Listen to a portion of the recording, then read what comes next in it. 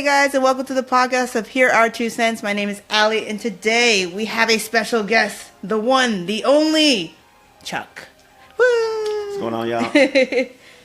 So, Chuck, introduce yourself. Well, for one, Chuck's not my birth name. I'm Christopher R. Smith, but in college I got the nickname Chuck. Everybody got a nickname in ROTC back then. Let's see. I'm from Springfield, Illinois. Okay. That's 3 hours south of Chicago. And then I ended up going to school at Florida A&M University, where I graduated as an engineer. Electronics engineer technologist, I should say. I don't know what I'm doing. Yeah, getting worked. We're It took me a playing while to realize why, yeah. Smash Bros right now while we're recording this podcast. I'm Kirby. Who are you right now? The Splatoon chick. Okay. I don't remember the names. Wait, what am I? How do I aim? Oh, okay, there we go. You want to talk about the military stuff, or are we going to wait on that? Let's start with an easy one. Oh, okay. Well, what do you do for work? A Army officer, major, currently serving in Korea as the Brigade S3 officer in charge, which basically means I'm the chief of operations for my brigade. The brigade I'm in is the 2nd Infantry Division Sustainment Brigade, and we basically provide logistic support to the division. Okay.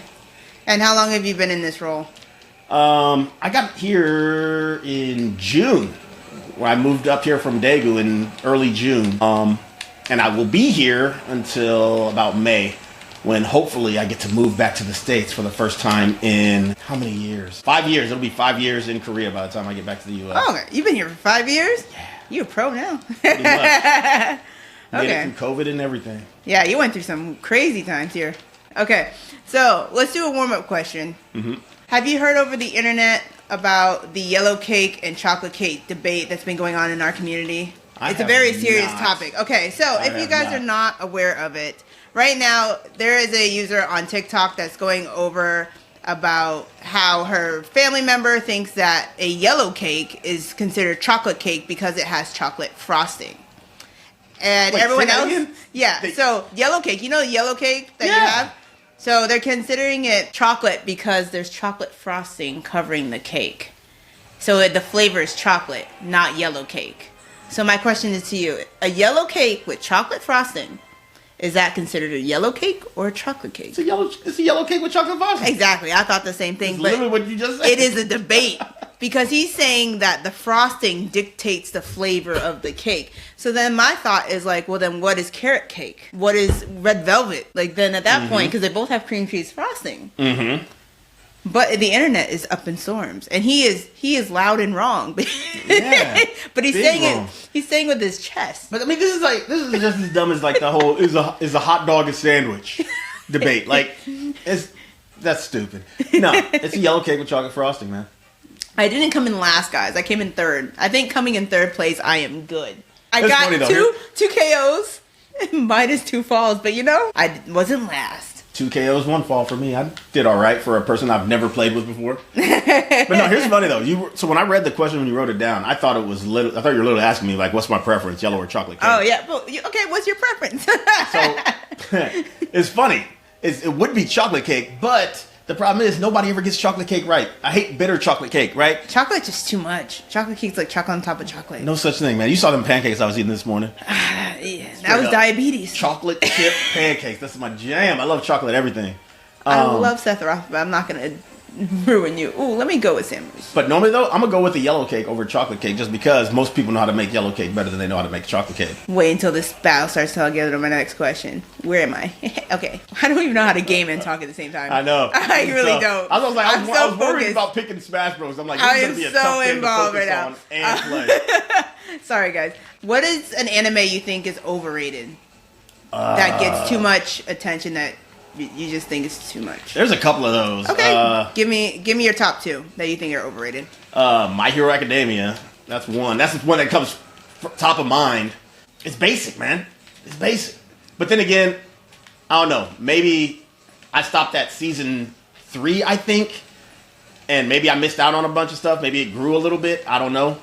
All I know is I find it boring and trite. The other one, same situation. What's it called? Chainsaw Man. I love Chainsaw Man. And I get why, but like it's predictable. I It's heard so the manga's predictable. really good though. And is there a second season of that one? Not yet. It's coming Okay. this year or 2025. I'm sorry. Okay, I assumed it was already out, but I watched that first season and I'm just like, I think it's coming in 2025. literally everything on this show has been done before. Every little bit of it. I was just like, okay, I'm not going to go back up for season 2. I did watch all of season 1. Okay. There were a couple episodes I found pretty interesting. I did like that one. They were locked in the hotel. Yeah, that was good. It was like Groundhog Day. I'm not gonna lie. Yeah. So I might give season 2 a shot, but I don't anticipate following it week by week as it comes out. There's very few shows I actually do that for. Trying to think of the last. I'm just button smashing right now. That's in case anyone want to know. That's it. What the heck I'm doing, I don't know. And then on the same token, what's an anime you considered underrated that people should show more love to? I don't think that actually exists. Like every anime has like such a great following in most cases. I don't know. You get that whole debate about the big 4s, the big 3s, the big this, big that's. Big I don't prescribe to that type of fandom. I really don't, man. If you like it, enjoy it, watch it. I don't care, man. I'll tell you my guilty pleasure is I love slice of life animes. I love those rom-com animes. I haven't watched very many recently. I'm trying to think of the last one I even watched, man. Jeez. When's the last time I watched one of those? Look, I didn't come in last. That's the goal. I can't tell you. But I'll tell you the one that did get me into this genre was Lucky Stars. Back in like 05, 06 or something like that. That's old. Yeah. Old that anime. Really... That was my anime heyday. That was back in college. Me and my best friends in college, we started the FAMU anime club together. Oh, you started a FAMU anime club? We did.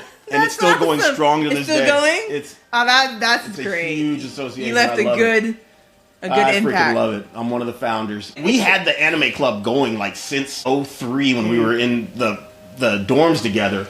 Just watching anime. We would all come together, put on the latest episode of Naruto or something, the latest One Piece. Yeah, and it was such a huge clique that we decided to become an official organization on campus, and we started getting funding. They started giving us rooms. More people started showing up. Okay. And I think they actually have a FAMU Con now, too. I can't remember if they started doing that or not. I know they were talking about it. I never followed up. Okay. Freaking loved it. And that was like when I was most why is there 2 pink of us? Active in watching anime. Is in college. Yeah. It's only been onesie twosies here and there in my adult working life. Wait, there's a Pokeball. No. Wait, what does that do? Oh, he throws fruit at people. Cool. I've never played Pac-Man. Who is an anime character you can't stand? Like when you're watching it, you're just like, I don't do it well with this person. I don't click with them. They get on my nerves. They just scratch my brain in the wrong way. Vegeta. Can't stand that dude. That dude talks way too much shit for somebody who don't win no Vegeta? fights. What about freaking... What's his name? Why am I blanking on his name? I can't think right Goku? now. No, the other guy that talks a whole bunch of... who is it? On Dragon Ball? Yeah, the purple and white dude. I can't think of his name. Wait, the purple and green dude? No, purple and white. Purple and white. Villain guy. I can't remember his name right now. Oh, Frieza, there we go. He talks and then he loses. Like, you can't talk so much and then lose.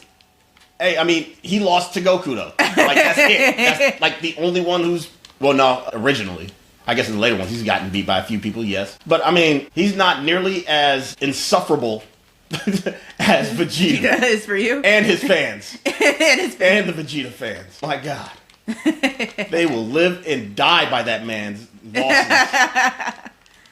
I had to say that one. The only character I can think of off the top of my head is the girl from Death Note, and I don't know why she bugs me. She just bugs me. The blonde hair lady, the chick who replaced what's his nuts. Just the blonde hair girl. Is it Misa, something like it's. Yeah, I don't like her. I don't know why. She just got on my nerves. There was nothing like that she did to me, but yeah, can't stand her. I don't know that I actually watched Death Note. Watched that far into it. I think I gave up after. What did I die? After I'm over what's here. the guy's name? Cross-legged, shaggy hair guy died, or did he die, or he lost, or something? It's been like a couple years since I've seen it. To be honest, it's been a minute. All I know is like there was a point where the show should have ended, and they're like, "Let's keep this shit going," and I'm like, y'all trash for this. That was the perfect ending to the show. Yeah. Now, you do live in Korea. So my next question is going to be, think about your whole 5 years in Korea, right? So if your life in Korea was turned into an anime, what would it be called? Anime is known for their crazy long titles, so don't be scared to go long. But Sum up your 5 years in Korea with the anime style title. Got in second. I'm moving on up. Damn, that's a tough one, man. I didn't remember reading that one in the read ahead. Yeah. Oh, my goodness. Think about it. I'm going to check to see if there's actually anybody in this darn live. Oh, there are like 2 people. Hello, 2 people. Hey, guys. What would it be? What would it be, sir? You could. It would start with a question. It'd be a question. And it's the question that we're trying to answer my entire time here in Korea. Who else should I play as? Because really, like... Ooh, let's do Cloud. I'm sure he just fights with the sword or something. To describe why I've been here so long is I keep getting offered these really great army jobs that I just... They're too good to pass up. Yeah. Tons of opportunities here for somebody of my rank to really get great experience.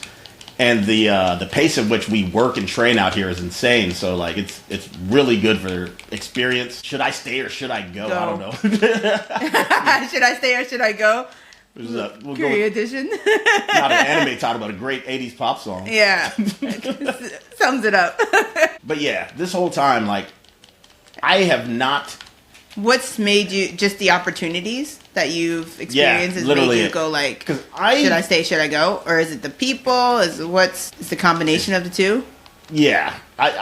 It's definitely not Korea itself. This country is so abrasive. Like, nothing here is simple. It's like they build in inefficiency intentionally, it feels like, in many cases. Hell, just going to the DMV is a pain. I think that's getting worldwide, though. Worldwide, it's a pain to go to the DMV. I can't say that's just a Korea thing. No, you jerks! Oh, I died again. And I just wasted a Pokeball. But yeah, I cannot wait to get back to the States, though. I miss home. How do you... Break that damn thing. Come on, Sonic. You gotta want it. Ah, get off me. I want to break it. Aha. Computer. Oh, no, Allie got it. Oh, backing off of that. What did I do? Just killed yourself. That's I did not just kill myself. Wow. I thought I had a really cool power. I was distracted by the graphics, to be honest. I wasn't even looking at my character. And yes, I suck at this game. Oh, the first time I've been in 4. Oh, you last? Oof. It's okay. I'm going to go back to Kirby. Kirby never let me down. Well, I was eating. That sword I had was just clapping. So, what advice would you give someone moving to Korea, especially an army spouse or family member that's accompanying their loved ones, or people who are joining the actual military? Be ready to work. Mm-hmm. Like I said, it's fast paced out here. We're constantly going in and out of exercises and training. Things to bring. Bring your bed. If you're coming here single, bring your bed. Yeah. The beds on base or not? Yeah, the Army issued beds for the officer quarters and enlisted quarters are absolute garbage. Okay. You're going to leave here with back issues. So that was actually, I learned that in my move to Japan. I was in Japan for 3 years as a captain, and yeah, the military housing beds are garbage. So I brought my own and never regret that loss of space that I get with my queen size bed with memory foam mattress.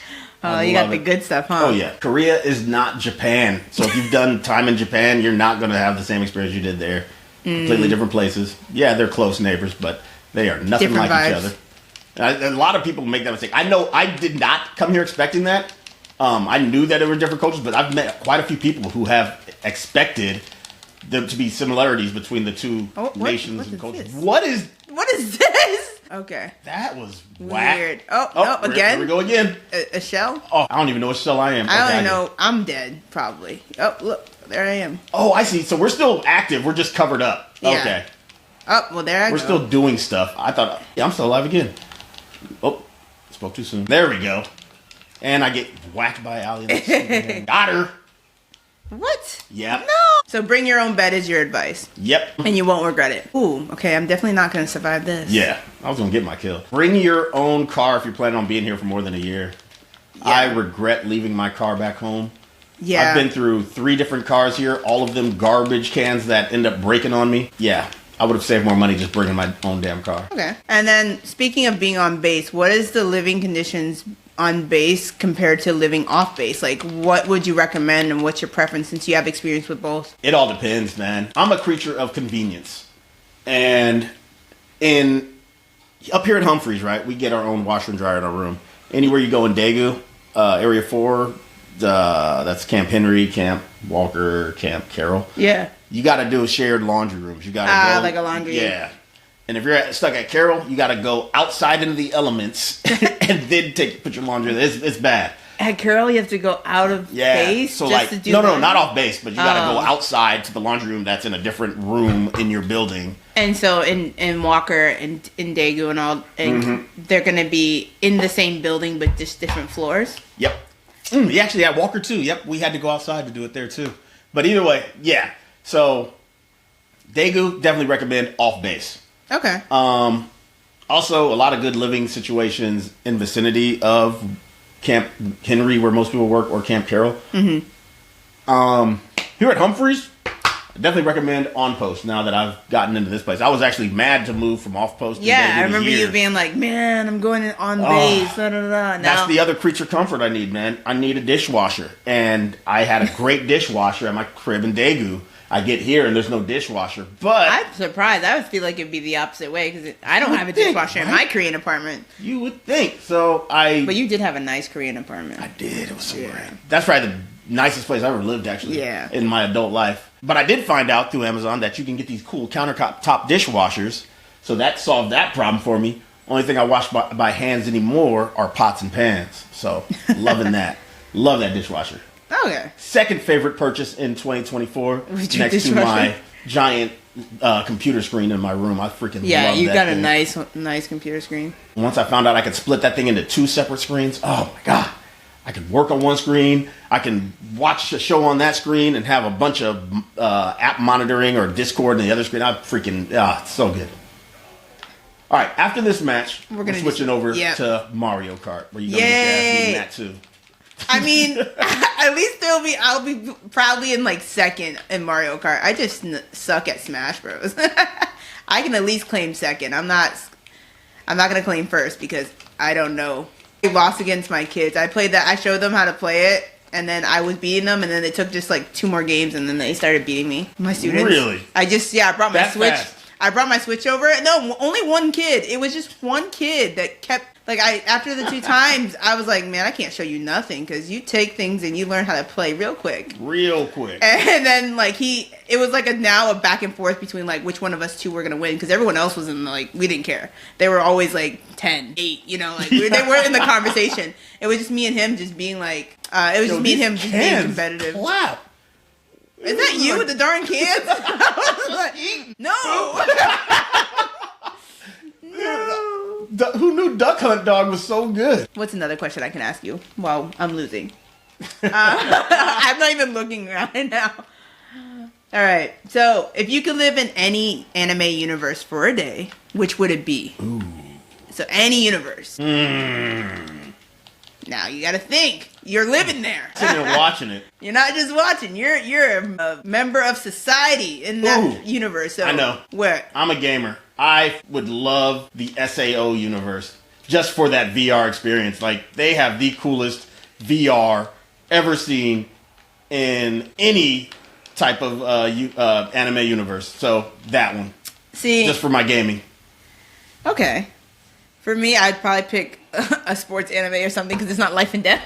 You're not gonna see me in Attack on Titan. But then you might as well just live here. You might as well just live in the real world if you're in a sports anime. No, I'd probably do something fantasy-like, but I had to do fantasy-like that's not gonna get me I just thought of a good one. What did you think of? Because I'm still trying to think. The Air Gear universe, where they got those cool... Oh, the Air Gear, yeah! Oh my God, that was so fun. Yeah, that'd be a good universe. Yeah, I definitely wouldn't do Tokyo Revengers because I don't want to be in a gang and have to be forced to fight. I was literally thinking Gundam because I love me some giant robots, but that is a very dystopian universe. Maybe I would do Sword Art Online in the sense of it didn't seem that bad, but were they trapped in the game and if they die in the game, they die in real life, right? Yep. You know what? There's no, maybe not. So that's the thing, right? I mean, I'm good at keeping low key in a game, man. I think I could survive that universe.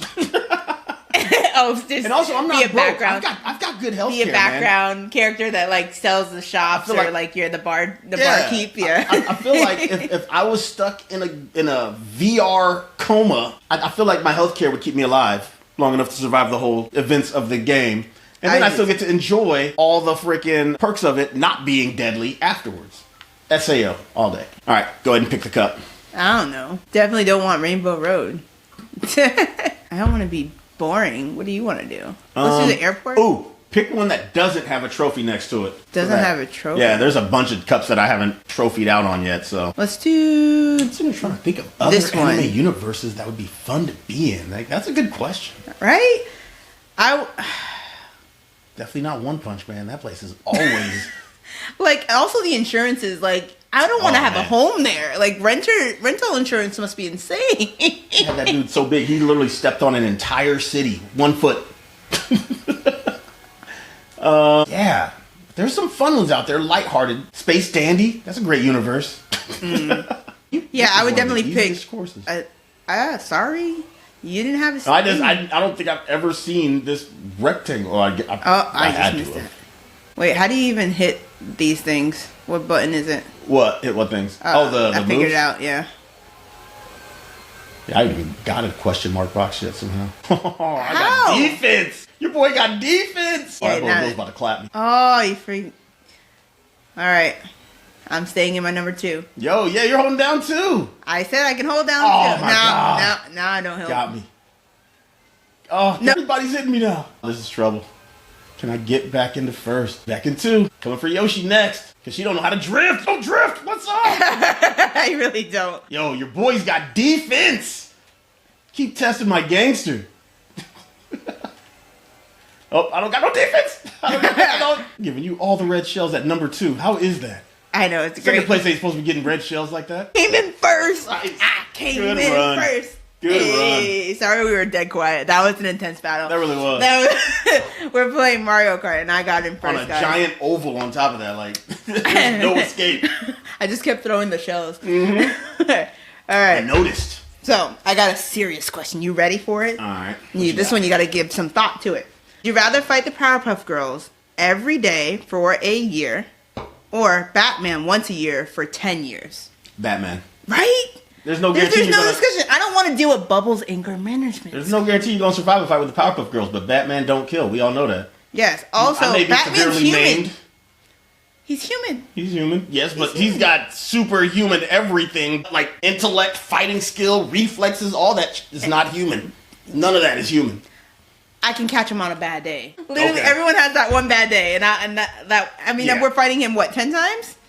Batman on his worst day will destroy any. But still, I think, like you said, he doesn't kill. He's not going to kill just to kill, right? Not really. Even if you commit a crime, he goes after people who commit crime. So it's like, as long as you're good human, you should be all right. But if you had to fight him, I still think like you'll be decent. Like you'll be in the hospital, but you got that insurance. Whereas like I don't want to go against Bubbles or Buttercup. No, I'm not doing it. I don't know. Either way, it's simple. It's simple. Batman. All day. All day, yeah. No questions. So I guess I can ask you a question. Ask me a question. What brought you to Korea? Like, what made you decide you wanted to be a teacher here in Korea? Well, teaching-wise, my family's always been involved in education. Okay. So it's always been an interest. I just didn't go that route when I went to schooling. I did business instead. Okay. And then I've always wanted to travel abroad. I wanted to study abroad, just couldn't afford it financially, right? And so I have 2 friends from college that actually went to Korea and did the same program I'm doing. Mm-hmm. And one of them's still there and the other one returned home. But it was one of those things where I was just like, oh, this is really cool. What's your experience living there? What's your like work-life balance? How do you like it? Is this something that you would recommend? And they loved it. Talking to them and seeing where their point of view was and their life that they had here compared to back home in America, I was like, okay. And I decided, why not? I have no kids. I have a dog, but my dog got handled. You know, like someone was able to watch it. So really? I was just like, yeah, I have a Yorkie. You left the whole dog? I have a Yorkie.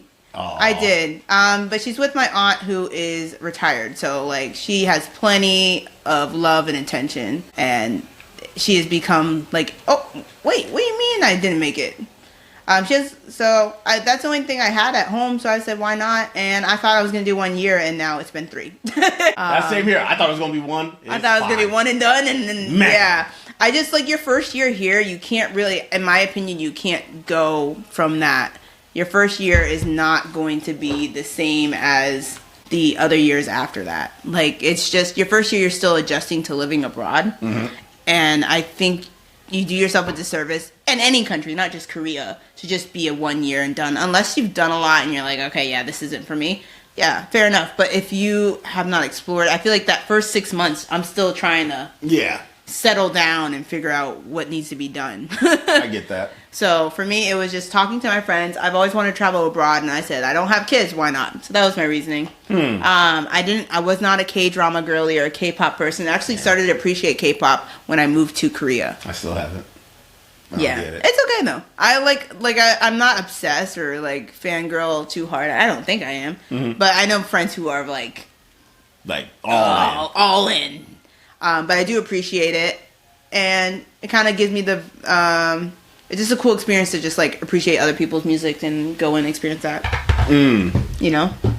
I've got to take a quick pause on the gaming, sorry. No, you're good. I am, as the Brigade S3, always on the clock. So we are going to take a quick break on the podcast. We're back. Did you miss us? Probably not. All right, so during our little commercial break, we were talking about the new Superman movie. And you were like, whoa, I need to get this on record. So what are your thoughts on James Gunn? Did you see the trailer? Man. All right. So first of all, I've been geeked that James Gunn has taken over the DC universe since the day the news dropped. The man has an appreciation for comic pop culture fandom like no other director, writer, producer has ever had in the history of the game. I mean, you saw what he did for the Guardians. You saw what he did for them. Just off of the trailer alone, you can see one of the things that he's doing that nobody's done is, one, he's not going straight back to the origin story. We got it. We know Superman's origin story. Thank you for not doing that to us. Spider-Man did the same thing. It falls in the same trope. It's always like the beginning. And I'm like, can we get Peter when he's in college at this point? Or at least... Yeah. But I love that you can tell this story is going to follow one of the more modern tellings of Superman stories. Because it's not just Superman all on his own fighting off some supervillain, right? Superman's got friends. Yeah. He's got a ton of friends. And in that trailer alone, you got to see so many of them. To include Guy Gardner. Like, I don't know. I hate Guy Gardner. I hate Guy Gardner. But the fact that they're bringing the lanterns back. Yeah, like, the fact that he's in there. And they gave him that garbage haircut, too. Oh, my God. Guy Gardner is going to be so obnoxious, and it's so good for that show. Because a lot of Superman's turmoil is... It's never like, can he overcome this threat? But it's how can he do it ethically and through all these other scenarios, all these different complexities that other people bring to the table. Yeah. And so, oh my God, Mr. Fantastic. Oh my God. I'm sorry, Mr. Terrific. Mr. Terrific. I was like, wait. Oh my God. Yeah, sorry. I was like, my brain is saying that's Marvel, but am I wrong? I keep going back. I was just giving one of my captains crap because I just saw his middle name on a leave form that he gave me the other day. Oh, what's his name? His first name is Reed. No, his first name is Reed. Last name, I'm not going to say his last name. Yeah. But I saw his middle name is Richard. Dick? So he's Reed Richards. He's Mr. Fantastic. So, like, I've got a Mr. Fantastic on my team right now. And, like, I'm never calling him anything else now. Oh, yeah. That's his nickname for, like, the rest of his time here. I think he hid that from us for a reason. I'm pretty sure he doesn't like that nickname, but he's stuck. It's stuck. I didn't like Chuck when I first got it either, but now it's me. Oh, well, dang. Yeah. Because we met in softball. Mm-hmm. And I just knew, like, oh, that's Chuck. And I was like, oh, hey, Chuck. And that's how it started. Then I learned your name was Chris, but, like... I'll tell you, I have been known as Chuck for a longer time than people have called me Chris at this point. I got the nickname Chuck at 18. Oh. And I'm 40 right now. So, yeah. Yeah, you had that. At that point, you might as well change your name. Has a longer run time than Christopher. It's wild. I just made that realization a few months back, actually. But no, oh my goodness, man, this Superman looks so good. Like that scene, you saw the clip where he saves that little girl, he jumps in front of her. Yeah, and he jumps in front of her, holds her hand. Yeah. Oh, that's good. And then so just the way they started off that trailer, when he's just in the snow and he's calling for his dog, I was like, I was like, wait, Superman had a dog? I had to think, because like the last Superman thing that I remember, I know Henry did his thing. I think Henry needed a better director kind of thing. I think he had to look for it, but I wasn't in love with his series. Mm-hmm. Like it was okay. It was good for me, but it wasn't like, oh, but also I'm biased. I don't really care for Superman as much. Not a lot of people do. In DC. Like he's okay.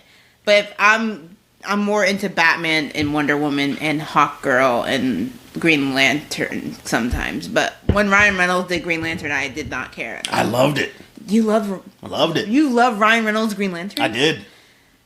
I'm like one of the few people, man. It's weird. I was so excited to see the Lantern Corps on screen, man. Did you see that they're bringing, I don't want to say this and people get mad at me because I don't remember his name, the Black Lantern, the Black Green Lantern. John? Yeah. John Stewart. John Stewart. Yeah. I was like, yes, he's coming. It's played by, I don't know. Oh, wait, did they already cast him? Did they show him on the casting? It's a British guy, I think. Or oh, man, another one? It's like a British, I'm assuming. British black actors, man. They're taking all those roles, man. They really do. I was thinking it. I was like, why? You can't be bad, man. They're killing the game. Yeah, they're killing it. But this man's voice is perfect. And he has the look for him. I'm going to look it up. Pull him up, yeah. Because I didn't know he was in the credits, or in the casting.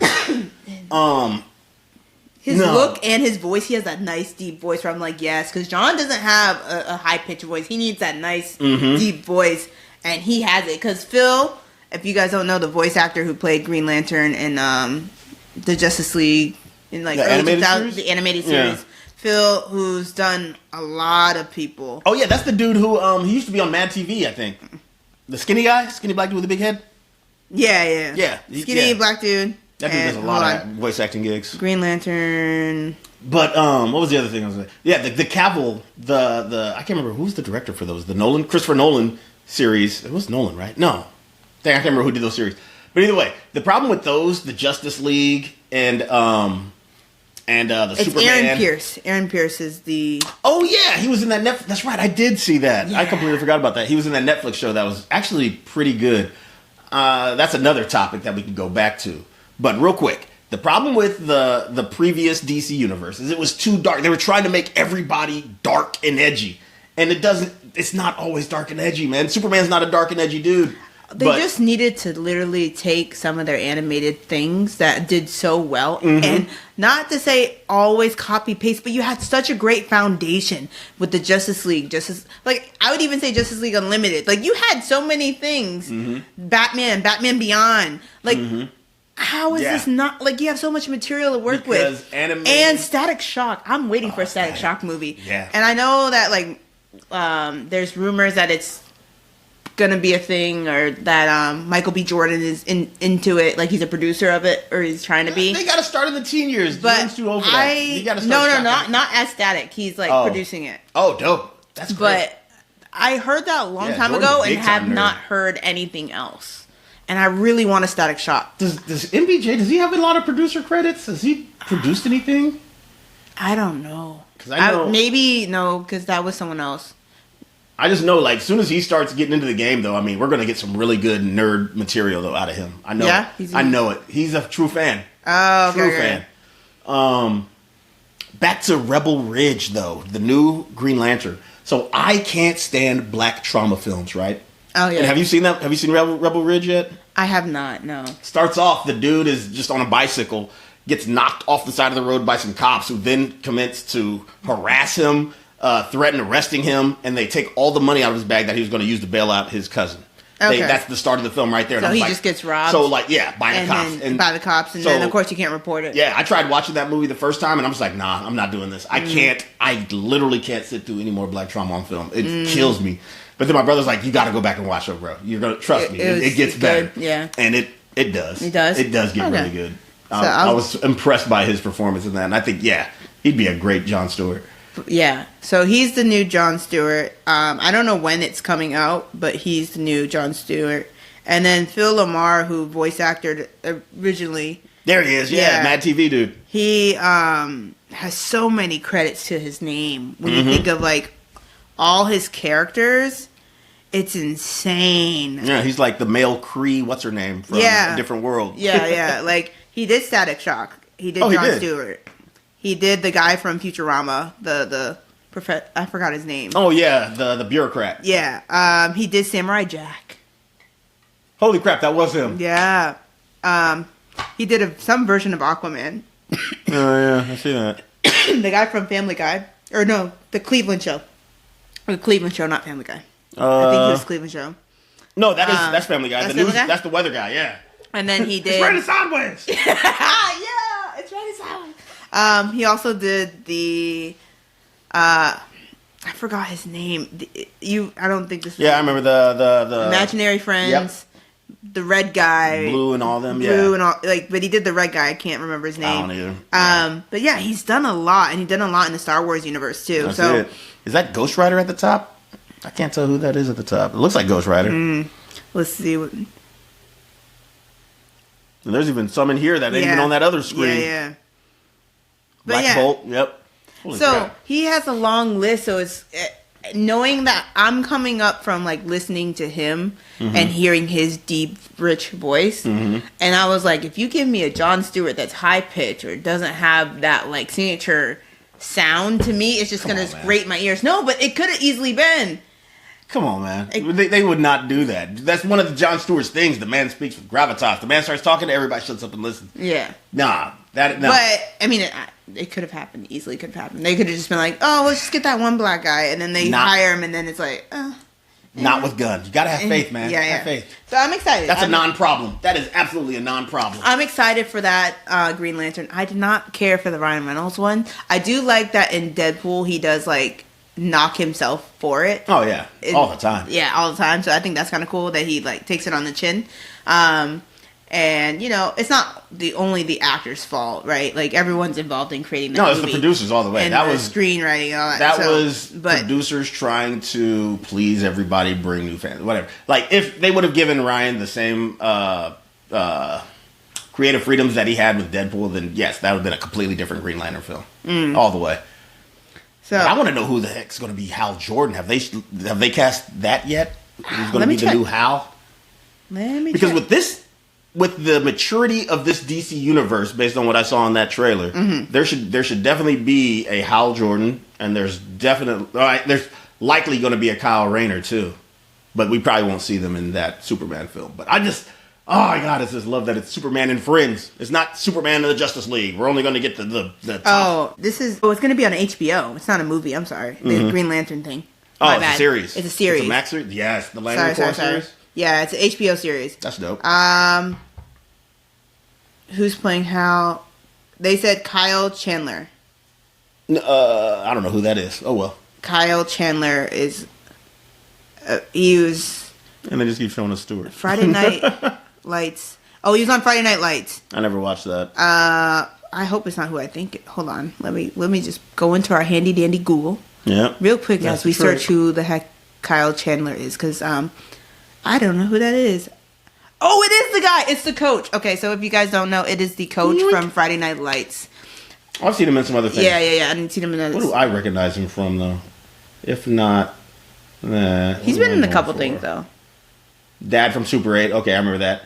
And the Dick brother from Game Night. Okay, yep. Yeah. So that is who's playing Hal Jordan. Game Night. That's an underrated film. But no, it's not. It's not underrated. People love that movie. I freaking love, what's his name? Bateman. Jason Bateman. That dude is freaking hilarious. Yeah. Oh, he was just in a Netflix movie. Not funny at all. He was a villain. Not funny at all. He was a good villain, though, man. Oh, that was a good movie, actually. I was surprised how much I liked that one. I have Netflix now, so I'll give it a look. Netflix Korea? No, I mean, I use you got the VPN. Oh, okay. I was about to say, good luck finding it on there, man. Normally, they don't let the U.S. shows drop until like 3 months later. I was like, yeah, kids, let's go. Like, you know, for my students, I was like, okay, you know, it's the end of the year, guys. Teachers were all tired. The kids are tired. So, you know, of course, we do our movie time.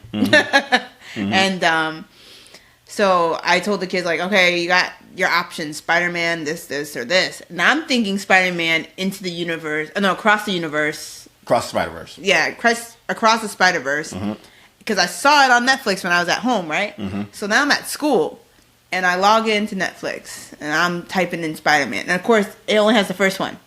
Not the second one for Spider-Man. Oh, yeah. And I was so annoyed because I was like, my VPN, if I had it on I could get it, but I didn't have it on. Has one of my favorite songs of all time.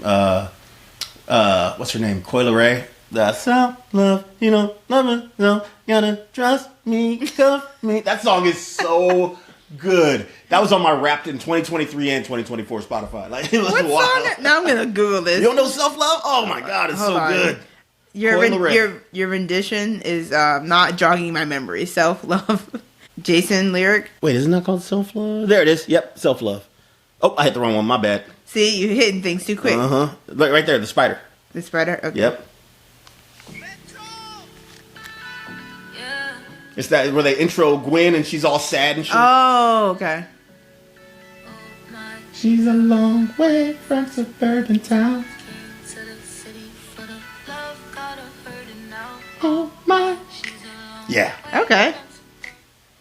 Yeah. Add that. Just hit add. Just click add now. Oh, okay. That's gonna be your favorite song for the year now. It's gonna be my favorite song. It's so catchy. Like you can't listen to it just once. All right. Like I'm kind of mad you just stopped it right there. Like it just. We gotta go on, man. We gotta go on. I added it to the list. I'll listen to it later. Oh, why did I do this? I could have just put it up on the thing. Let everybody hear it. Anyways, yeah, love that song, Spider-Verse. That song always comes to mind as soon as I hear that movie. I'm just like, I just want to watch the first 5 minutes of the movie because it plays literally in the first 5 minutes. So, what are some of your biggest adjustments you had to make when you first arrived in Korea 5 years ago, both culturally and in terms of the army? So that was a huge transition point for me because I got here, I was a promotable captain at the time, right? So I'm still getting used to being, I'm seen as a field grade officer at this time. They see me as a major, even though I'm a captain. They know I'm promotable, which means I've met all the gates. I will be a major in the next number of months. So that was one huge change, is going from being treated as a captain to being treated as a major. That's job-wise. Also, this was my first time in a large logistics organization, like a logistics pure organization. Most of the time, I'm the logistics guy for another type of organization, whether it be an artillery unit, that's the cannons, and then, or if I was with the, who was I with? I was with the U.S. Army Japan headquarters, where I was the logistics guy for that headquarters.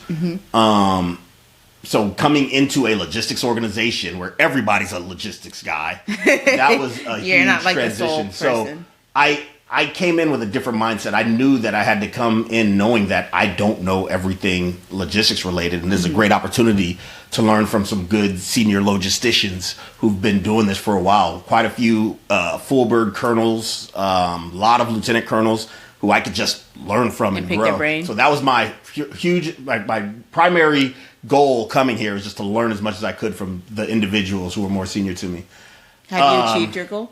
Oh, absolutely, man. Oh, my goodness. That's why I've been here for 5 years. I mean, it's great jobs where I could grow personally, but also working with some really outstanding leaders as well. Culturally, it wasn't a shock. There was no culture shock. So I've been in the military for 14 years. 14 years. It'll be 15 this summer. I got my first overseas deployment in 2013. I went to Afghanistan. Okay. My job in that deployment was a security forces advisor for the Afghan army. Okay. So one of the things we had to do prior to deploying is go through first cultural training, a little bit of language training, and then coaching and advising training. And so with that, I got to Afghanistan. I learned a little bit of Pashto, a little bit of Urdu. Those little phrases that you learn go a long way to opening doors and building rapport with the individuals you work with. That was probably the number one favorite job in the Army, was being a security force advisor downrange. Deploying as a soldier, you're doing exactly what we've been training for this whole time, right? Yeah. And so with that, I was like, I love this, getting exposed to new cultures. So after that, I quickly turned around when I got back to the States and picked another deployment up in the United Arab Emirates. So I was out there working with Emiratis, helping them field new weapon systems that the U.S. had just sold them, and we're helping them learn how to use. Loved that job. So I'm like, you know what? Overseas it is. So once I finished my time with that unit as a captain, I demanded I get sent overseas, and I really wanted Asia because I'd always been in love with Japan and Asia. Like I said, I started the anime club in college. And I was able to get the United States Army Japan, where we do a lot of partner work with the Japanese Ground Defense Force. And I basically did the same thing coming to Japan as I did for Afghanistan. I learned a bit of the language, I learned culture, and then I did as much research as I could on the units that I'd be working with. And so that is definitely a tip, is learn the language if you can. The alphabets, it's easy. They come easy for me. Did a lot of computer design. So like learning different languages like C and having to learn the codes. Language is just a code, right? So learning alphabets was easy. And then vocabulary, that's really the hard part when it comes down to it, is just memorizing the dictionary that you're picking up in that language. So yeah, not a lot of culture shock in any of the instances that I've gone downrange, because I've always prepared myself ahead of time. Okay. And then in that same breath, since you've mentioned you've been in Japan and you've been in Afghanistan, what is the best army base, like living condition wise, I guess, or like just satisfaction of being a part of in your career? And then what is the best base in your opinion to be at in Korea? Best base I've ever been on was USARJ, U.S. Army Japan. Okay. In Camp Zama is the base. And that's in Sagamihara, Japan, just southwest of Tokyo. I almost said Seoul. Just southwest of Tokyo. What made it? That is, it's weird. It was the quality of service provided by the garrison. The garrison. We talked about this in the car. The garrison is like the mayor. Yeah, they run the base, right? Garrison commander is the mayor of the base, and the culture that he instilled in that base, where the people were just quality of service oriented. They were customer service oriented. It was phenomenal. Going into any type of shop for any help, they would bend over backwards to get you the help you needed, and I loved that. The other thing is the fact that Camp Zama is such a small base. It's a tiny community. And in the middle of the base, they had the community center where they have this sports bar in there. And literally, any time of day or any time after work, you go there for happy hour or anything, and everybody that you were just working with in there, letting hair down, just hanging out and just stress-free hang with all the people that you work with. So you get to know everybody that you work with really well out there. I loved every minute of that base. That was my best experience. Best place in Korea? Yeah. It's a toss-up. It depends on what you're looking for, dude. Daegu is great. Camp Walker Henry, I love that just because of the fact that I'm surrounded by my Logi community, great people working there. And you get the city of Daegu right at your fingertips, right? You walk right out the gate and you're just in the city. But services-wise, it's pretty garbage. Not going to lie. And the problem is, the focus of Korea is getting Humphreys more funds to make it the base of choice. To be, yeah. And so, like, you see, we're constantly building crap out here, and a lot of that money doesn't make its way down to Area 4, Daegu, where Camp Walker and everything is. So the facilities there are old and decrepit. Yes. They're so bad. Walker? When I first got there, I had to go through 3 different rooms before I found one that didn't have mold, didn't have something broken in it. Like, it's just not great for single individuals. For families, it's a lot better. They're building up new towers for families every day, but for the singles, they're just like, it's not F off. You're only going to be here anyways. Why are we going to spend any money on you? But it has the benefit of being like right in the city, whereas here you're a little bit in the rural area. A little bit. I'm trying to be nice. Come on, man. We in the sticks. You're in sticks. Yeah. Okay, so I get you. What's the other toss-up between Walker and what? Because you said it was a toss-up. Oh, between Walker Carroll. And That's Walker in like Carroll. Camp Carroll, which is Wagwon, which is also in the sticks, but still only Wagwon? a 30-minute train ride to the city. What do I know Wagwon? That's where Camp Carroll is. No, I've never been to Camp Carroll, though. Ah. Wagwon is... Oh, you've probably seen it on signs driving out of Daegu. Maybe. You've probably seen it on the signs. Did you pick me up from there before?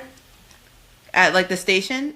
Yeah. Okay, that's why. What were we doing? Was that going to softball? Yeah. You had to take it... That was so weird. I was like, hey, can you pick me up? And you're like, if you can meet in this area. Take the train all the way across the city to meet me there, and then we drive all the way... Yeah. That's right. I remember that. That was it. That was rough. That was rough.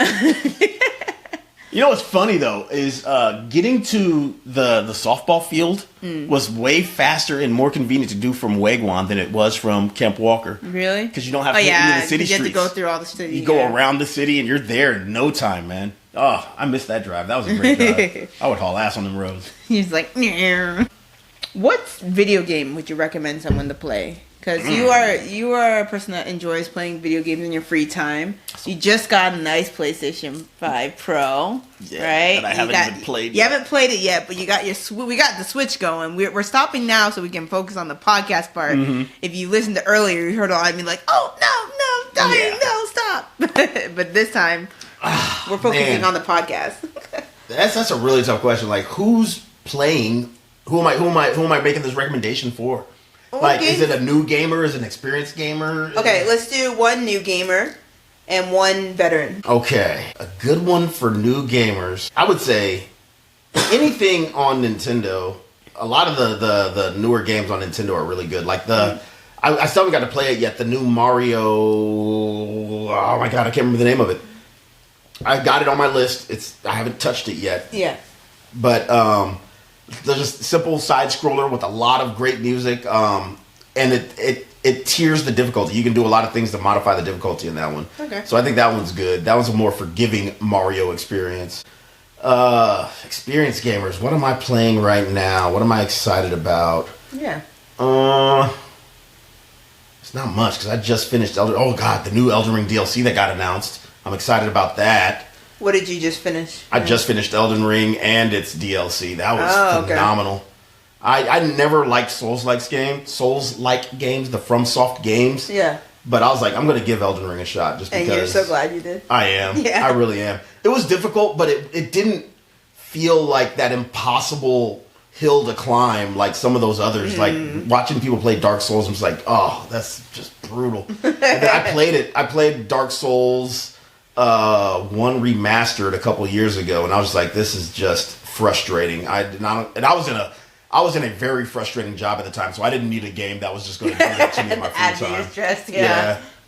And so I put that on the back burner. I might go back to that soon, actually. But it's weird. Elden Ring always felt accessible, where Dark Souls didn't. It felt more open, where I could choose my own fate. If this boss felt too hard, I'd be like, okay, I'm just going to come back to you. I'm not going to deal with this. Oh, so it wasn't like a linear game where you had to... Okay. Yeah, let me think. That's a good adventure game. Oh, my goodness. Even to this day, I'd say Legend of Zelda... Something of the Kingdom. The last one that came out. I don't know. Second one. Tears of the Kingdom. Tears of the Kingdom? I think that's what it was. Yeah, number 2 in this latest iteration of Zelda was amazing. Just phenomenal. And that's like, that game is truly accessible for any and all who've like, even if you've never played a game before in your life, it walks you through pretty well, gets you integrated in all the systems and stuff. But that was a very fun game adventure. To play. Yeah, loved that one. All right. What is your favorite anime? And if you could, what would you change about it? Favorite anime of all time. Yeah. Slice of life anime called Azumanga Daioh. Came out in like 2003 or 4 or something like that. Really silly anime about this group of high school girls in their years through school, and it's just this silly, lighthearted take on just how they get through their days in high school. It's just funny.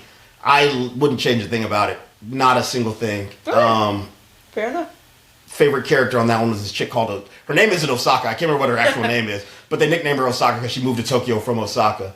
And that's where I was like first introduced to like the dialects of Japanese and everything, and how Osakans talk weird. And that was actually a fun instance where I was living in Japan. We can go back to that. But she has an accent in the show, and they always make fun of that accent in the show. And you were like, wait, now I understand? Yeah. And so one of these, I guess I can say the story now. So in my time in Japan, I was with the language school for the Japanese Defense Force, where I was helping the young lieutenants practice their English skills. And we did this instance of charades. Okay. And one of the kids does a Gundam as the charades, and we all start laughing once he announces what it was. And then I was like, I love Gundam. And they're like, you love anime? I was like, yeah, I love anime. And they said, what's your favorite? And I told them Azumanga Daioh, and they all yelled, Nandanen! And I guess there's a famous phrase in in Osaka, they say nandanen, which what the hell or what the heck. Mm-hmm. And just a great moment of us all just laughing, yelling nandanen over and over. Okay. And as a farewell gift, when we left, they handed me this this hand painted kanji, and it says nandanen on it. It's somewhere around here. I don't know. The frame broke, and I got to reframe it. But I freaking love that thing. That's awesome. That's a great story, man. That's so cute. I don't know what would my favorite anime be of all time. I can say what my favorite one would be of 2024. But of all time is like, it depends because I went through like different eras and I can't narrow it down to one. Right. Like my first ever anime I think was Death Note, but like Naruto. Wow, that was your first. Yeah, I know. It was a very interesting first welcome. Besides like Pokemon and Yu-Gi-Oh and all those things, like though obviously Pokemon was my first, but like I think Death Note was literally my first, and then after Death Note it was like Naruto, Nana. I love Nana. I don't know Nana. Oh, you might like it, but you might not. It's like romance-ish. It's like two girls named Nana. And one of them is like into music and has a boyfriend, and then the other is into like, I forgot what she's into. She's into like fashion. Yep, not familiar with that one. Oh, you should watch it and then let me know your opinions on it. All right. I think it's a pretty chill anime, but it's more mature. Is it a shoujo? I think it's considered a shoujo. I don't know if I'm pronouncing it right. SHOJO. Shoujo. Yeah, I think it's a shoujo anime. But it's good. It's Nana also kind of got me hooked, and then I got into like animes where I'm like, I regret this decision, like Peach Girl. Don't know that one either. Yeah, you don't want to. Okay. Dark? No, it's just like really annoying. You get frustrated with the characters' like terrible choices. Decisions. Yeah. And it's just like, who is this person and why is she your friend? She's not a real friend. But for 2024, my favorite animes right now, I would say, if we're talking about what I watched in 2024, I would say Apothecary Diaries and Kaiju Number 8. I still gotta watch that. I know you made that recommendation. Yeah. See, you saw my shirt, right? Oh, is that a kaiju? Kaiju, yeah. Nice. Kaiju Number 8 in the front. And it's funny. I've got it, like, it keeps showing up on my Amazon because I've got Crunchyroll through Amazon. It has a good mixture of action and comedy, and that's a really hard thing, in my opinion, to balance. It's usually either something's very action with, like, little comedy, or it's so much comedy and not enough action. And to have, for me, personally, like, that likes both genres, to have that combination of like action and drama and then have that relief with the comedic timing is perfect for me. I love it because I can get the whole like, oh my god, this is intense, like maybe we shouldn't be doing this, or oh, you know, you shouldn't tell this person your secret, you know, whatever, and then you get like him doing something silly and you're just laughing, you know. I just love that combination. Comedy is key to my love or enjoyment of anime. Yeah. I do. I mean, I've watched some crazy dark animes too, but like, I don't know. It's something about when you have the combination that it's just it hits in the sweet spot. And then for Apothecary Diaries, I was going into that thinking it was going to be some like romance, tropey anime. And then I started watching it and I was like, I love the main character. One, I love that she's a person that like tastes poison, and like for royalty, you know, she's the one that tastes. Oh, the food taster, food taster, and tester. Like, she like enjoys tasting it and like figuring out like what people use to try and like take out other people and like solving the mystery of who tried to kill whom or who, you know. Oh, I see now. But that's the storyline. I gotcha. In a sense, that's like a small, really bad summary of it. But like, I just love it. I love the side characters too, which is really big for me. Sometimes I'll hate like side characters but love the main character, or usually though I hate the main character and love everyone else.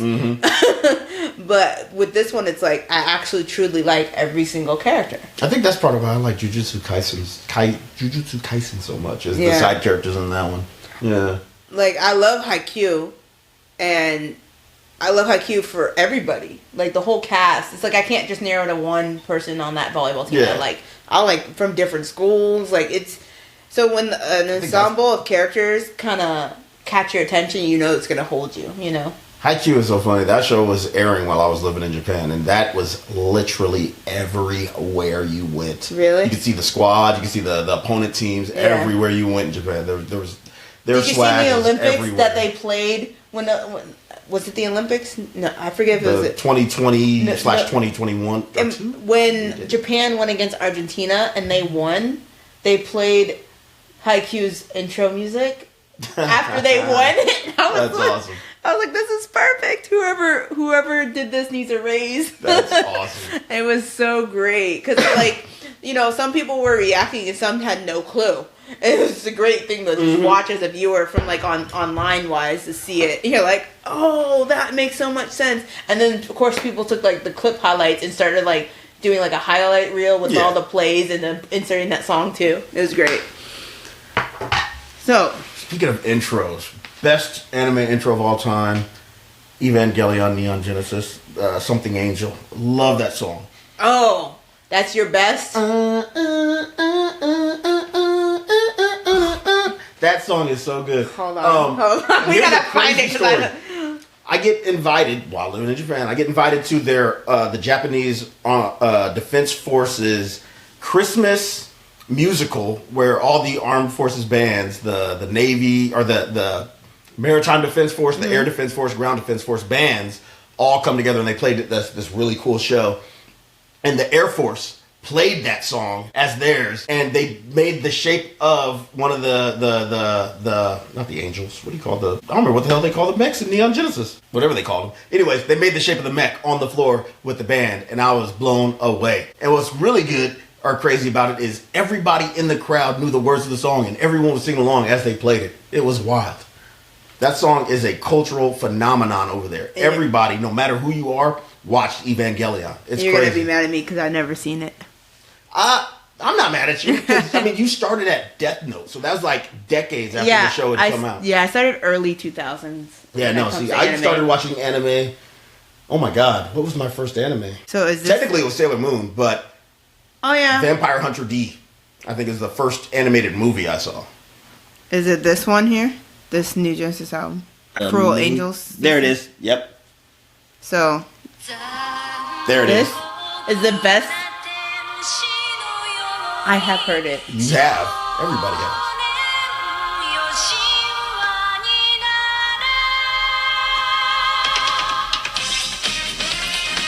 It's so city pop. Love that city pop stuff. Okay. You want to know mine? Mine favorite... I'm going to say because also the memories. Okay? This song is... You gotta also understand where I'm coming from. This is my time period. It's gonna be from Naruto, and everyone already knows. Intro or outro? Intro. Oh, okay, I was about to say because I never Naruto. The first outro. I think it's That is my jam. Also. So, I'm gonna say this one, but honestly, I'm just thinking about all the recent intros that I've started to fall in love with. It might have to slide, but as of right now in this current space and time, I'm gonna say Bluebird.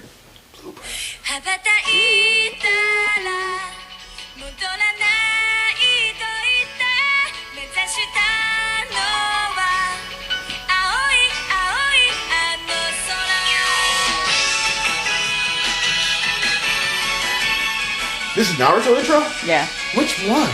What part of the series was this? I didn't get past Shippuden, so probably at that point. Okay. Yeah, I never got... I was so bored by the time they got into the sand and Shippuden. I was like, I can't, man. I'm done with Naruto. Though I really want to go back and try again, though. I want to see Guy's last fight. I gotta watch Guy's last fight. Yeah. I keep telling myself I'm going to get into it. And Cammy's like, did you see how many episodes there are on Naruto? It's long. And I'm like, no, when did this happen? She's like, Allie, when years happen, when you haven't watched a show. I'm like, shut up. I can't catch up to One Piece, man. I'm trying. I'm like slowly biting little chunks out of One Piece. Right now I'm in Punk Hazard. Mm-hmm. Like, do you follow One Piece at all? Nope. Okay, yeah. I watched the live action episode 1 and 2. I enjoyed the live action. That was actually pretty good. But yeah, like One Piece, but it has some really low lows. But all my friends are saying, you're almost there, Chuck. You're almost there, where they finally hit that stride. And I'm going to keep grinding through. I'm going to get there one day. Yeah. But by the time I do, they're probably going to finally have that abridged version that doesn't have all that filler crap in there. But there's so many good anime soundtrack songs out there. Oh, yeah. That it's like Bluebird is the one that comes to me because it's nostalgia, right? Like, that's why it's like because it's like I remember that as a kid, and I still like will go crazy for it. Evangelion, yeah. But like even in the current animes, like Creepy Nuts did this one, the Bling Bang Bang Bling. Oh yeah, Marshall. I love that show. Like that show is actually really good. Yeah, I haven't watched it, but I only knew it because of the soundtrack. I mean, and that show's made amazing by the supporting cast. Is it good though? Yeah, that dude is so bland and flat, but all his friends who come to his aid are who he ends up helping out in the end ultimately every time. But yeah, the side characters are what make that show great. He ends up making everybody his friend by the end of each episode. It's great. No, you can't. We can't end this conversation though without talking about Don to Don's. Oh yeah, that intro is a good intro. I've watched only the first episode because I was just like kind of. Which is weird. Is that the same group? It's the same group. It is, same okay. Because I was about to say, I could hear the similarities in their sounds, but I never actually looked to see if it was the same crew. If you guys haven't heard and you've been under a rock. No, they got their money in the anime game at this point. Yeah,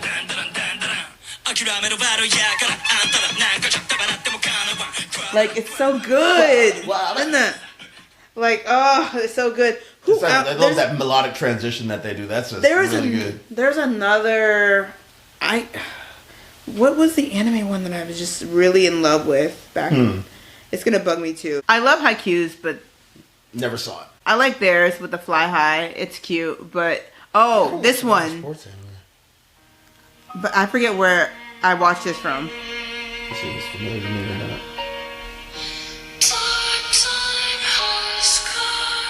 Hold on, let me... I just like this song. I don't know where it's from. I don't know if it's from a show. But she performs it really well. I'm not familiar with it. Oh, there we go, yeah.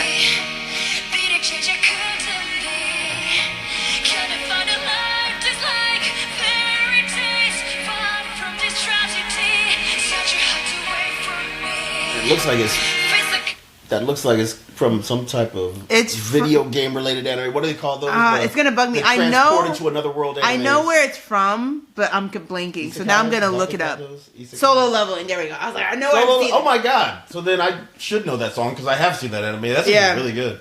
But that song, like especially hearing it live, I was like, ooh, live just sounds even better. You know what's funny? I think it was like 4 or 5 episodes in. It took me to realize that I'm watching a Korean anime. Oh yeah. I knew from the jump. The names. For some reason, it wasn't. You were clicking? I don't pay attention to names. I guess a lot in anime. You know what? Fair point, because Apothecary Diaries had a lot of Chinese names, and I wasn't clocking that they were Chinese and not Japanese until I was like, Mao Mao. I was like, oh. Yeah, that's not Japanese. It took me a second too. It took me like episode 4 or 5, and then my friend's like, you know, like those Chinese names? And I was like, wait, are they Chinese? And then I thought about all the names that were said, and I was like, they are. Yeah, it's so funny. Like, there's so many anime out there. I just don't remember names at this point. I remember character looks and like, what they do. Yeah, you remember that one anime with this, that, and the third half? Yeah. And they're like, yeah, what's their name? I don't know, but they have like blonde hair. I don't get nearly as invested as I used to watching these shows. It's weird. In my childhood, I remember being like invested, like in it. Now I'm like, I enjoy it, but I'm not like conscious. I guess because we're so quick to consume the content so quickly sometimes with binging too, that I'm like, I might miss I know what it is for me. It's like I don't have the bandwidth, the brain space anymore. Like as much, you saw how I have to just stop and go in there and do a report. Like I'm constantly thinking, I'm so work focused right now. It's so bad. It can't be healthy. I need to get that balance back where I can sit down and actually enjoy watching a show versus just doing it to shut my brain off and get to the next day. Let's have one last question before we go. All right. What advice would you give someone interested in going overseas in the military? So if someone is, starting out very early in their military career, what's advice that you would give them if they're looking to go from the U.S. to abroad? Get the F out of your room. Get out of your barracks room. Go out into the world. Get lost and have that adventure, man. That's what I would say. A lot of soldiers miss out on opportunities and just the beauty and experience of it all because they're too afraid to take that step and just get out there. So yeah, that's what I'd recommend. Go down to your MWR office and look at all the events that they have. They'll take buses out to all types of different cities and events, and it's free for soldiers. So okay. Yeah, absolutely. That's what I would recommend. Good. I hope you guys enjoyed this episode where we talked about your military life and being abroad, but also we got to nerd out and talk about anime and video games and things like that. Oh yeah. So if you guys can follow us, you can listen to our podcast anywhere from Spotify, Apple, Google Podcasts, iHeartRadio, Pandora, etc. But follow us on social media. Stay connected with us at HEAR, HEAR_our2cents. So that's HEAR, HEAR_our2cents. You can find us on Instagram, TikTok, Twitter, Blue Sky, Lemon8, because, TikTok is almost going down. And I think those are it. I mean, we also have a YouTube channel too, and Facebook. So find us on those locations. Thank you guys so much for listening. And that is all.